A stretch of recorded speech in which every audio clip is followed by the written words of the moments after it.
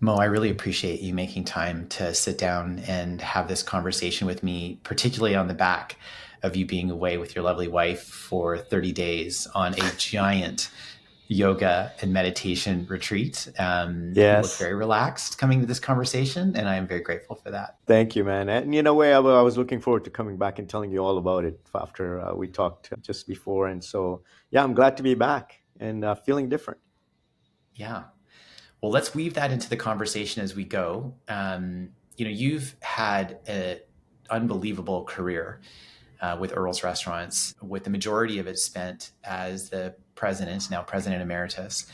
And you've had the opportunity to watch the growth of one of the largest casual fine dining restaurant chains in North America, with a massive fan base, including me, who Earls is like just part of my life. Like it's always been part of my life, right? And so I'm curious, that journey of leadership for you at Earls, whether you were understanding how you were showing up as a leader and how you saw yourself evolve, or as you watched all the leaders that throughout the organization that you worked with, you saw them grow. What is like, now that you've had a little bit of time and a little bit of perspective, being away in Nepal and coming back, what are the types of things that are coming up for you right now as you think about that journey from a leadership perspective? What's top of mind? Yeah, what a great question, because it is the one thing that I do. Had to put it into perspective. I had a certain philosophy about leadership, and for me, it was really important to like take this time off and then just kind of come back to it and see does it still work and align.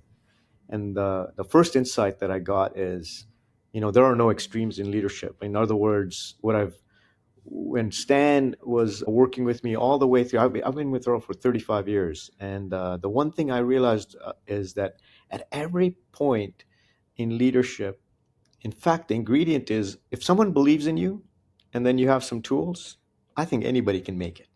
That's what Hmm. Stan made me believe. And all the way through, I started to adopt philosophies that were more based on bringing people together, teamwork, using collaboration and consultation as a great tool for bringing diverse group of people together to come up with the best ideas. And so that all stands. And but here's the rub, man. I think the Yeah. secret, what I've discovered, is that the best leadership is only possible when you can hold two opposites gently and make sure you find the nice perfect middle.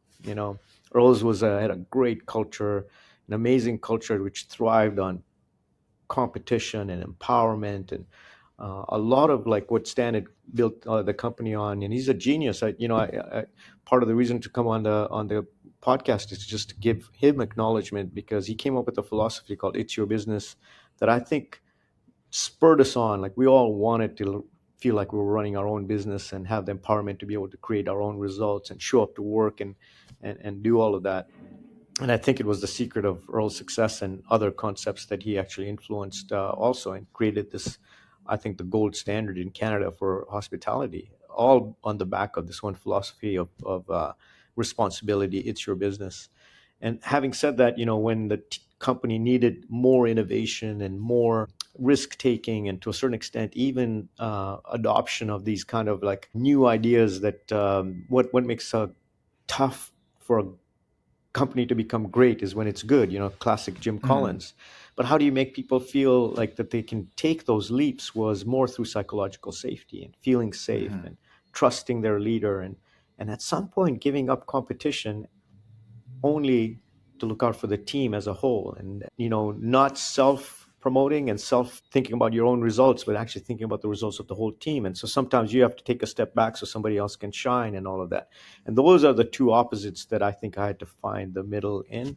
And as I've reflected, I was even telling my successor president that I'm mentoring that he's also got to find two extremes and find the middle. And it's always never assume that your way is the only way. Always be willing to hear the opposite and then see where the right balance is. And so I think that that's actually felt really good, is that I haven't picked something as this way or that way. I know now that there's actually a way where you can look at both sides and try to figure out what the best time is for which side to come up in any leadership challenge. It's interesting. Jennifer Garvey Berger wrote a book about this, and her premise was very similar in that she said, as you grow as a leader, you need to develop a more complex worldview. And when you have a more complex worldview, you end up feeling less polarized, and you end up so that it's not this way or that way. You surf in the gray a lot, Mm. because it depends. It depends on the situation. It depends on the person. It depends on the environment. It might not always be this way. And at the same time, you have to hold two competing thoughts in your mind, right? As you say, psychological safety on one side, and we have this like driven, competitive, ambitious culture on the other side.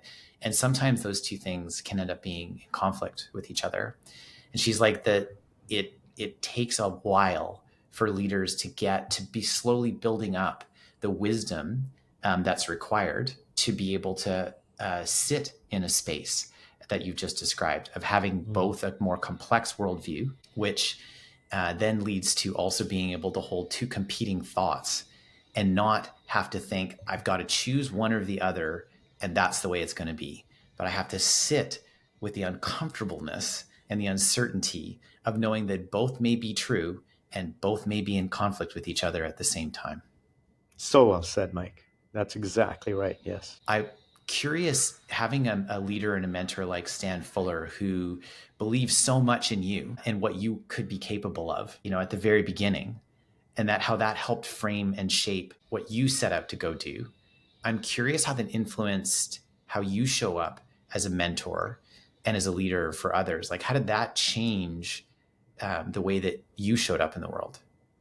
Yeah, this story, I mean, serendipitously, it's so fraught with like a message that I feel like my life has been a bit of a purpose to actually prove the point that ultimately, anything that happens in life can be turned into a gift or opportunity. And so, I come from very humble beginnings. I came as almost a refugee with my family. 79, Airdrie, Alberta. I'm moving from East Africa. I'm 13 years old.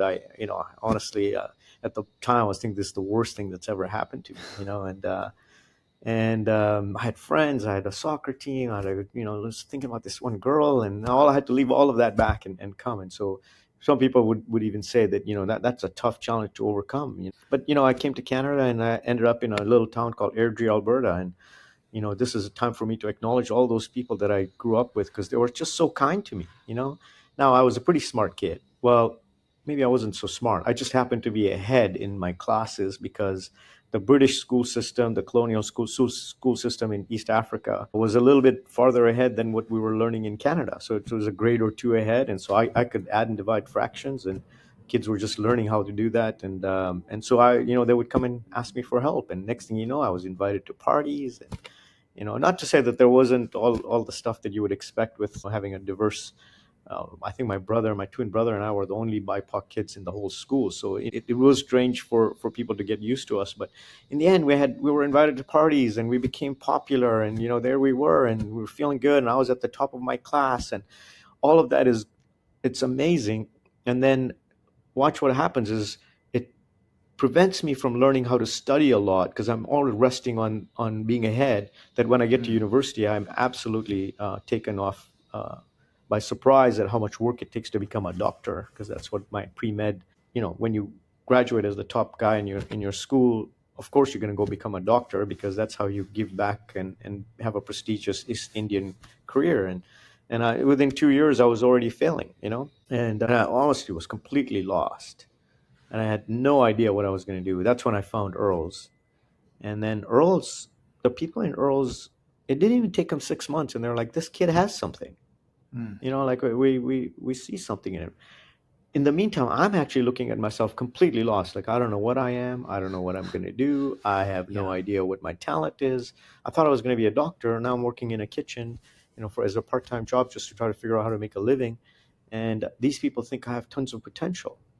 And then the same thing happens is at some point I get discovered by different management. Story goes on that Stan's the one who was there to promote me as the vice president of operations. He was the one who promoted me as the president and all of that. And I remember every time I got the promotion, I hesitated because I didn't think I could do it. It was something Mm, about like, is this possible? And but the person that was ahead of me, Stan, was, oh yeah, this kid can do it, and he Mhm. gave me a chance. And so I formed my way of thinking completely on that too, is that, if you have someone that believes in you and is willing to commit to learning and coachable and all of that, I think anybody can be a leader. And I practice that philosophy in the way we trained leadership at Earls, and really focused a lot on middle management as people with possibility, and that if we spent the time and we showed them that they could trust us, that if we gave them the knowledge and they were prepared to listen to it, that they could make it. Mhm. And Earls has become quite a people development culture, a powerhouse for developing management and leaders, and I think part of it is because we believe that we can train it. What I love about your story, and as you describe your journey, and then the journey, of what you learned as a result of having someone believe in you, and then you then believing in others, is this kind of central tenet that comes out from leadership, which isn't really talked a lot about um, when we talk about leadership. And it's this: the leader is actually looking to someone who is unaware of a capability. So they don't have any history that would tell you that they're capable of it. They don't have any training, maybe, that would tell you that they're capable of it. But the leader is able to see something in the person that they either mentor or that's a direct report of theirs that that person doesn't see yet. And they Mm, see it, they clearly see it. Like the leader's like, oh, I know where this person, what they're capable of and where they're going. And where I think that bumps up against is this conversation I have with leaders a lot, actually, which is imposter syndrome, which is mhm. people thinking like, I don't even know how I got this job, or I don't even want to apply for this job because I don't know why they'd give it to me. I wouldn't give it to me. Yeah. And I think there's this wonderful empathy and curiosity that leaders can have to be able to see greatness in their mentees, in their direct reports, that that person is unaware exists with inside them, and then to give them the opportunity to actually experience it. It doesn't mean it's going to be easy, right? The road No. still may be challenging for them to get there, but they're never going on that road unless there's an opportunity presented to actually experience their greatness and like literally awaken their genius that they don't even realize is inside of them. And we don't talk a lot about that, I think, in general in society, about that ability that leaders have. And I would take it maybe to one step higher, which is a responsibility that leaders have to recognize that if we think people should always just step up, and the people that can step up, those are the ones that we should promote. And you know what? Sometimes the people that step up actually aren't ready, and their ambition is more about the title than it is about the role or what's required to get there. And yet, the person that doesn't want to step up because they don't think they're ready is actually the perfect person to be in the role. And that's something as leaders we have to be aware of and be looking for all the time. That's what, when I heard you tell that story, that it reminded me of that requirement of leaders. Yeah, I mean, there you made a strong case even for transforming Earls in a way that, we have more women leadership in the company today than we ever had before. All the statistics show that women will wait to show their competence before they apply for a position, and males just generally will overshoot and say, I already know it, and they're the ones that get promoted. And yet, waiting for that little few seconds, thinking about the capability, and then hiring the person for their potential can make a massive difference. And so we Mm-hmm. used to have a saying at Earls, it's like, also promote for potential. Know that this Mm. person can actually do it. It's and you see it in them. And it has to become, obviously you have to weigh the risks and all of that, but at some point there's this kind of trust that builds up between the leader and the person that they're trying to come up.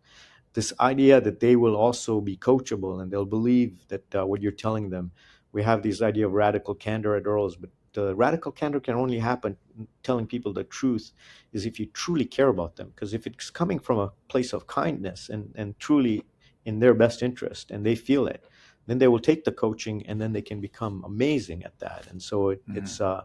it's not for the faint of heart, because this takes real work and growth, and getting into the nitty gritty of how people need to give up things that sometimes they grew up with and are it's tough philosophies to give up, disempowering beliefs, a lot of personal beliefs that you have to challenge in people sometimes. But when you build that kind of relationship, it can become an amazing experience for both parties, the leader and the the person that they're mentoring. You bring up like disempowering or what I would sometimes refer to as limiting beliefs.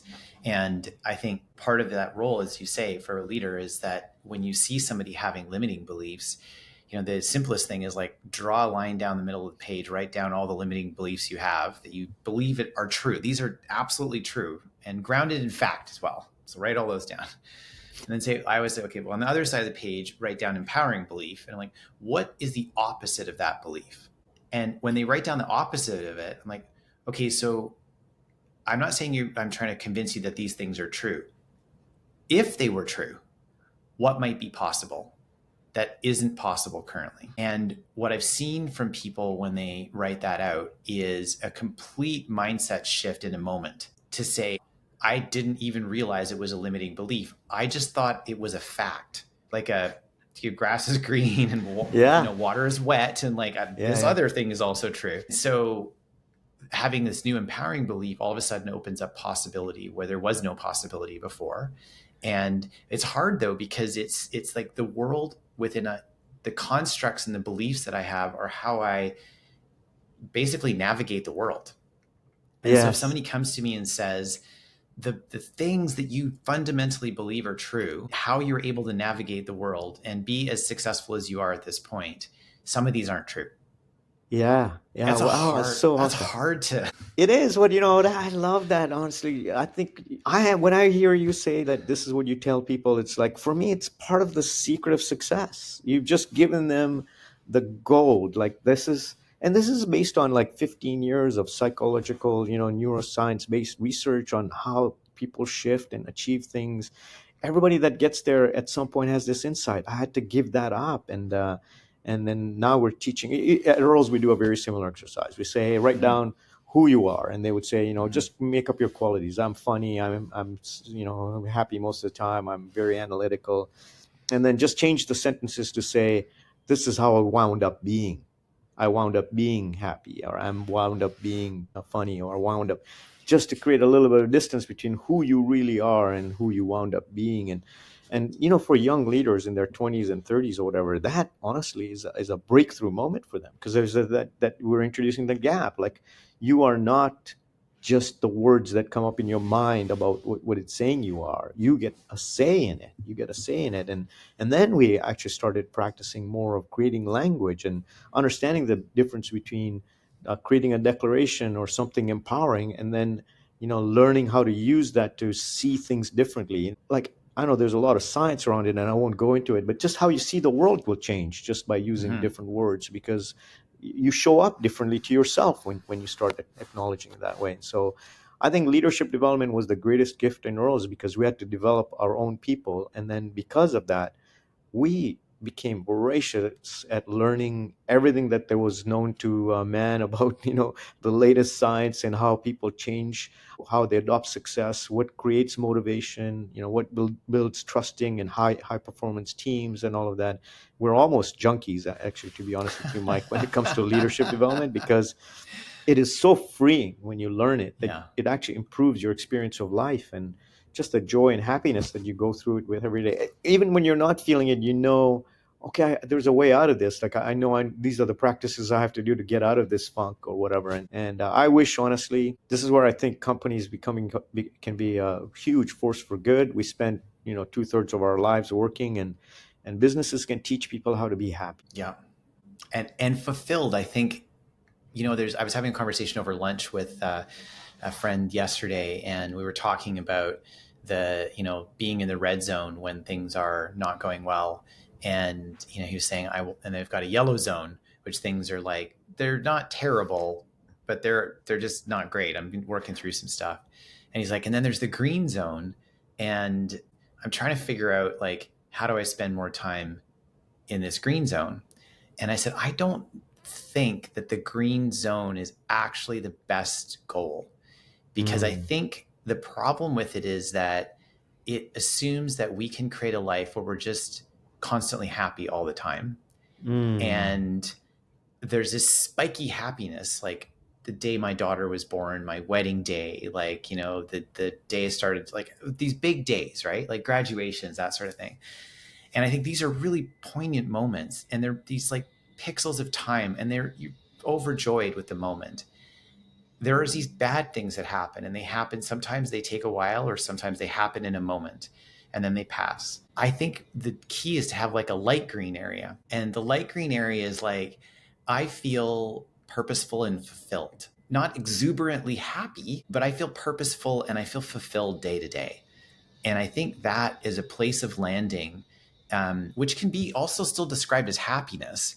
Yeah. It isn't just that, it's just like different than that kind of like elated, joyful place. I'm just going to be that way all the time. I'm like, I don't think you want to live there as just as much as I don't think you want to live in a pit of despair all the time. I think those are the opposite ends of the scale.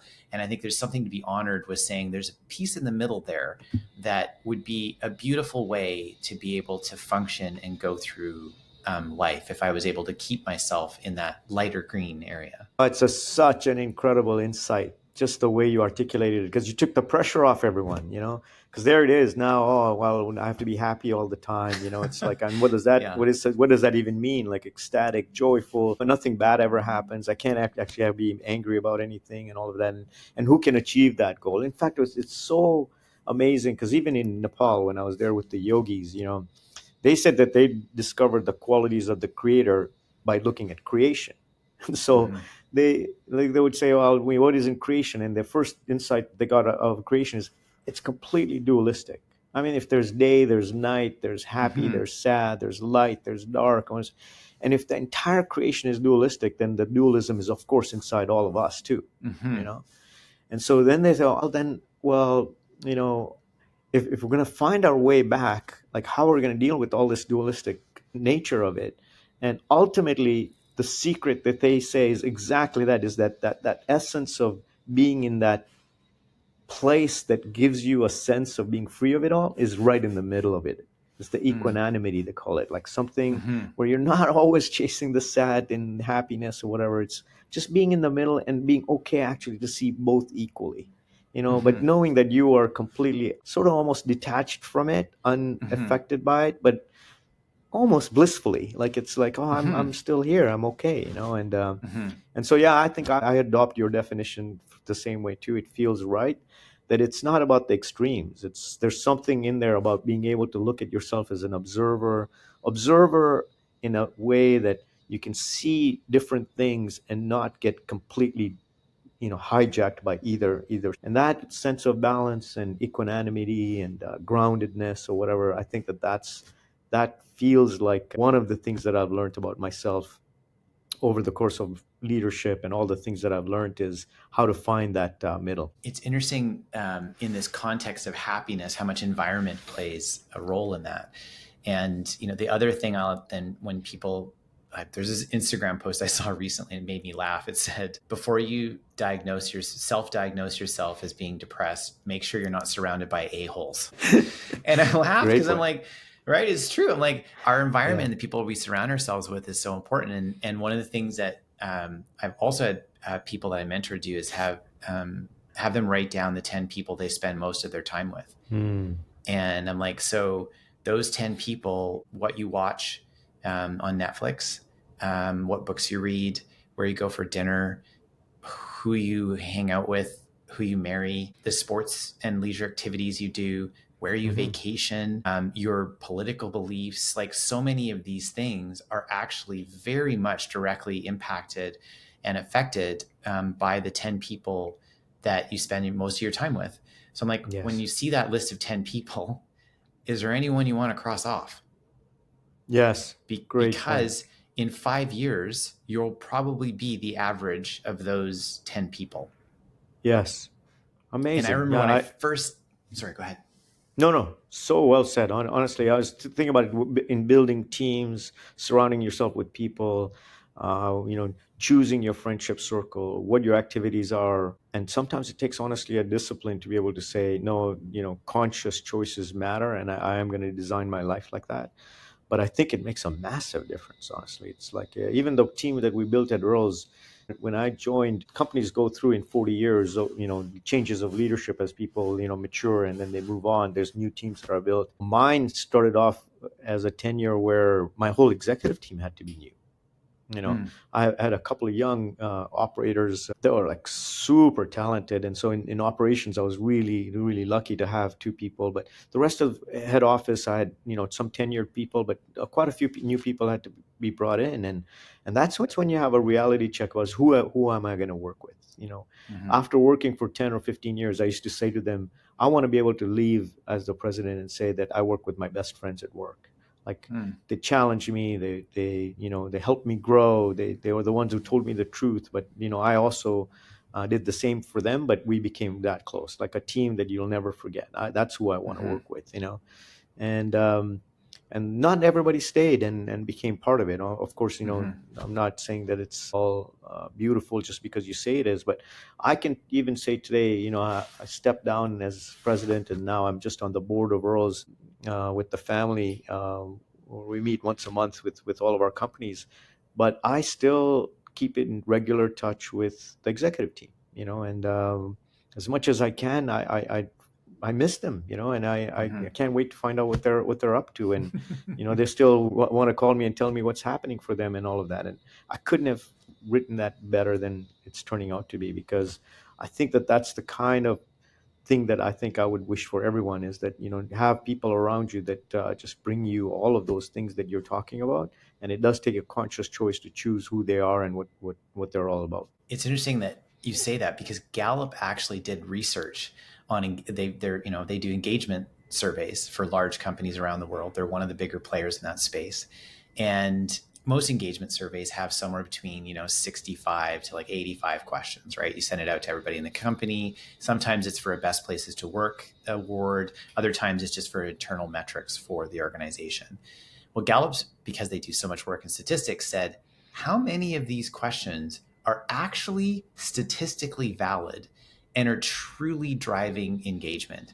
And their answer was 12. 12. 12 of the questions actually matter. And so they came up with a framework for engagement called the Gallup Q12. Now imagine you only get to pick 12 questions out of all these other questions. What are the chances that one of the questions that matters the most is, do you have a best friend Best at friend at work? work. Yes. What an amazing. You and I are fans of this work, because I memorized the nine lives at work, and I did the Gallup survey, and because they used to do the Gallup survey as part of Canada's top employer survey, and so when I first learned that almost 80,000 companies had been studied, and hundreds of managers had been interviewed and all of that, and after looking at cross industries, cross cultural, that really these are the 12 things that when people say yes to, allows them to come to work and feel like they're contributing and they're making a difference and they're engaged at work and they're actually producing, that they said 3 out of 4 people based on this standard are not even engaged at work. I remember Mm-hmm. going to work and saying, mic drop, you guys. Yeah. How do we create a great company is to have a great engaged workforce. Why don't we work on these 12 questions and then get everybody feeling that way? And so I mean, we worked very hard on all those 12. And you're right, one of the questions is, do you have a best friend at work? But the other ones is, does simple questions like, do they care about me? Do they care about my Mm-hmm. future? Do they care about where I'm going? And so I agree with you. I think it's the knowledge is out there for people to go and try to create companies that are super engaged employees. But the question is, are you willing to then do what it takes to get a yes on all 12 questions? And even though there's only 12 questions, like the other questions might, do my opinions at work seem to count? The Yeah. mission or purpose of the company makes me feel my job is important. In the last 6 months, somebody at my work has talked to me about my progress. I have the materials and equipment I need to do my job right. Like, I know what's expected of me at work. Like, these are the types of questions that actually drive people's engagement. And I think there's definitely a market for large companies that have the larger questions, because that makes it more complex and harder to do and more Yeah. expensive. And I really do believe that Gallup did land on something that's unbelievably insightful in the research that they did and the work they continue to do with the Gallup Q12. What where more mind's going to is like, so you've had this historic career. You've influenced so many leaders in your life. And now you're in a place where you're shifting gears from the day to day of being, in the operations like of this very successful, very large company with, 65 restaurants, 70 restaurants around North America, to a place of having your not your life back, because you've always had your life, but you have a different life now. You have more time Yeah. potentially, unless you started to fill it. And I'm curious, as you think about this next season of life, what does leadership and mentorship look like for you? You've referenced that you still connect with the leaders in the organization, the executive team that you've built such great relationships with. And I'm just curious, like, have you had enough time to sit back and think about what this next iteration of Mo as a mentor and a leader is going to look like? Yeah, no, I have. In fact, it was an obsession. It started with this like, oh, what am I? I'm 58 years old. I got the greatest gift that Earls could ever given someone that spent 35 years there.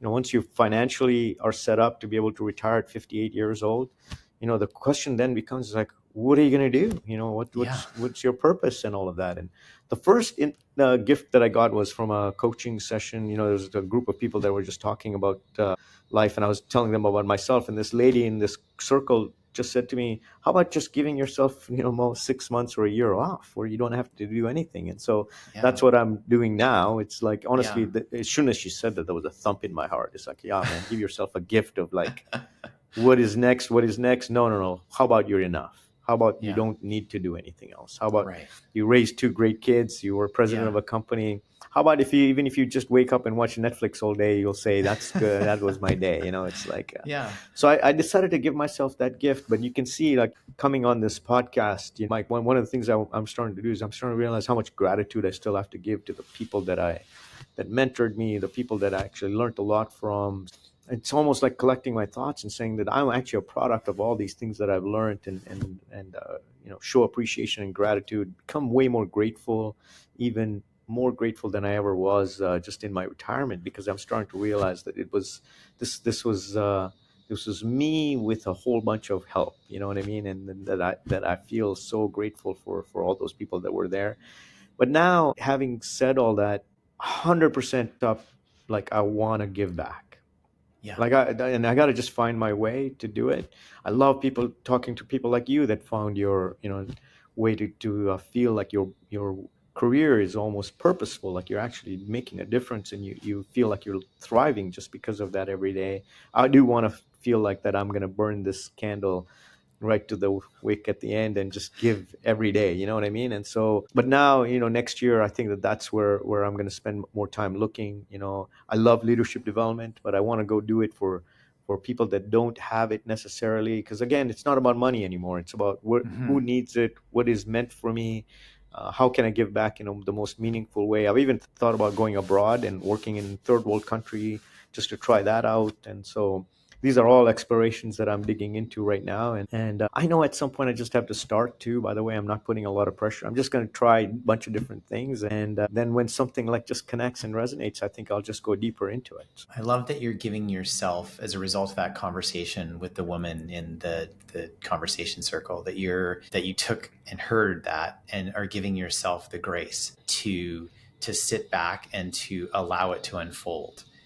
Versus in our working careers, I think, for me, I it's more about what am I going to go do next, and like what am I Yeah. chasing next, right? And whatever the goal is, I was just down in Austin with the entrepreneurs organization and entrepreneurs, and was sitting around chatting with one of them, and he said, the problem is that I set a goal and then I go chase it, and then if I get it, I feel excited about it for about 10 minutes, and then I already have the next one set, and it's Yeah. bigger than the goal. I never really get a chance to sit back and just be, because there's always the next mountain that I've chosen to climb. And he said, sometimes I feel like as entrepreneurs, we don't get that, or as leaders, entrepreneurs, we don't give ourselves the opportunity to just sit back and celebrate what Mm. we've just done with our life and what occurred.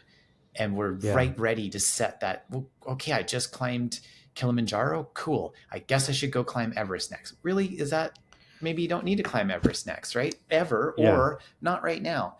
And to have that opportunity and to give yourself the grace that you are to say, hey, I might try some things. I Yeah. thought I might go do this, I might go do that, and I'm on no time scale, and I'm not pressuring myself in to do it, and I'm going to allow it to unfold in the way that it will just unfold. Which honestly, I feel like fits so well for what you just spent the last 30 days with your wife doing in meditation and mindfulness and in yoga, which you really didn't have much choice but to really let every day just unfold as it was as it. Yeah, and that's what I would want that entrepreneur from EO would to know is it doesn't just happen, man. Like it's like at one point what you discover is you are being run by all of the impressions of your childhood, things that happened to you, everything that actually came into your head about what is an expected way of behaving and all of that. And it actually runs you. Like it's like you say, no, I want to get off this wheel, and it'll actually pull you right back and say, no, no, that doesn't work. Like the only reason why you're successful is because you work so hard. You have to keep working hard. No, in fact, work harder, because if you don't work harder, you might risk this whole thing. And it goes like that, right? Like it's like constantly, even in my head, this hyper achieving modality of mine is like constantly looking for the next feeling of appreciation and gratitude, I mean acknowledgement from my Mm-hmm, peers and all of that, only to actually say then if I don't have that, I'm nothing. Without that, I'm mm-hmm, nothing. Without, mm-hmm, I'll, and so you're constantly striving for it. And so how do you get off that wheel? Like how do you stop mm-hmm, listening to the voice in your head that's constantly giving you that direction, and then there's this whisper on the side from a little small soft voice that says, you only have one life. You got to enjoy the journey, buddy. Like, mm-hmm, take the time. And it's like, it's slow down. Like, there it is. Like, this is the sunset. Like, just be here with that. Or there is a voice that's saying that too. mm-hmm, And I think there are practices that you have to take on. And these are just like working out for your physical body. There are mental practices that you have to do to, I think, really disconnect every day to a certain extent and listen to your thoughts, and then mm-hmm, find that part of you that actually gets to decide which to give more voice to that for that day, and live an intention based life where you're choosing how it's going to go rather than whatever it is that's running you. And so I honestly am starting to discover more and more of that, is that without taking some time in the day to be able to know how to disconnect, find moments of presence, knowing how to genuinely step back and focus on everything around your body, your environment, sometimes just the smells, the noises around you or whatever, and not let that logic brain, monkey mind just continue to, distract you from that. Gives you access to, oh, okay, well, no, I'm just gonna, I think this afternoon I forgot, it's time to call my twin brother. I haven't caught up with him in 2 weeks or whatever. That won't come unless you silence that other part. such sage advice and wisdom to provide listeners who are on that hamster wheel. And sometimes it can feel like a hamster wheel, right? Or it's just like, just got to keep going and keep going and keep going. And there isn't that opportunity to step back and pause and rest. And I wonder, like in your practice, when you pause, is that pause through just a pause? Is it pause through meditation? Do you have a writing practice? Like, what are some of the practices that you have that are habits that when you look back on your life, you think to yourself, I never realized that thing I started 20 years or 30 years or whatever the time frame was. I started doing Mm. this thing, and it seems so simple. The act of starting it and doing it seems simple. And now that I have the experience of having done that over a very long period of time, I reflect back and see how important it was that I put that practice into place. What are those practices for you? Yeah, I mean, I have to tell you, I think I've been part of that journey for a really long time, and some of it is like I journal a lot, and then it, kind of fizzles out. Or meditation has always been in my life because I was born in a kind of a Sufi tradition. My parents used to meditate, and so I actually just grew up knowing how to meditate. It did give me like that sense of like starting off my day with. Being present to something beyond just who I was. It made me more purposeful, something like bigger Mm, than myself. I think that's what it was up as a kid, doing meditation.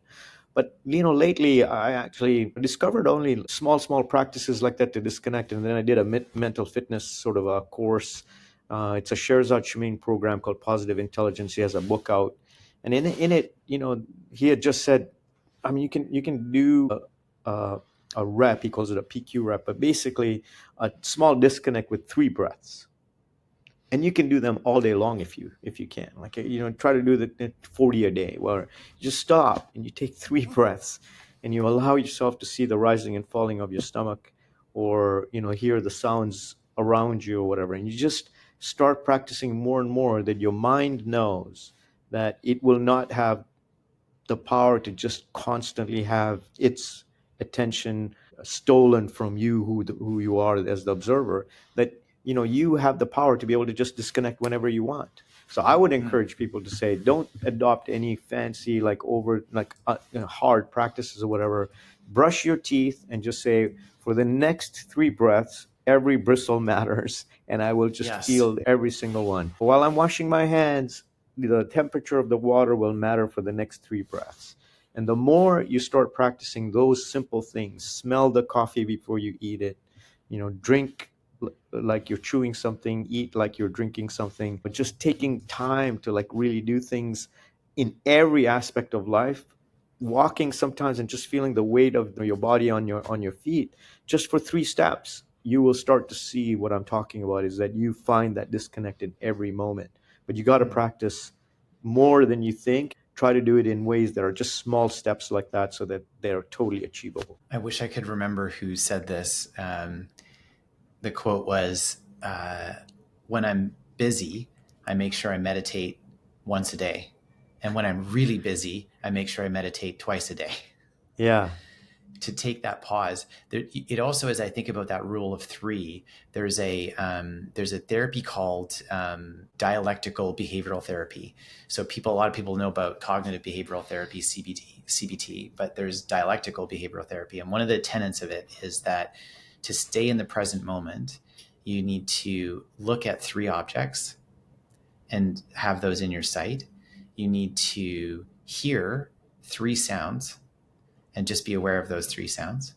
And you need to sit back and you need to have 3 scents, and you have to Amazing. just find those in your environment. But the act of having the three, as you say, and stopping ourselves to be actually grounded in the present moment, tells our subconscious and our nervous system, like, I'm okay. Yes. I'm okay. Is whatever stress I have going on in my life, whatever pressures I'm feeling, wherever my monkey mind is racing right now, in this present moment, I'm okay. 100%. And that, from that I'm okay, the dilation of the pupils, the slowdown of the heart rate, engaging your prefrontal cortex, you will be shocked at even the level. Oh my God, I never would have never thought that.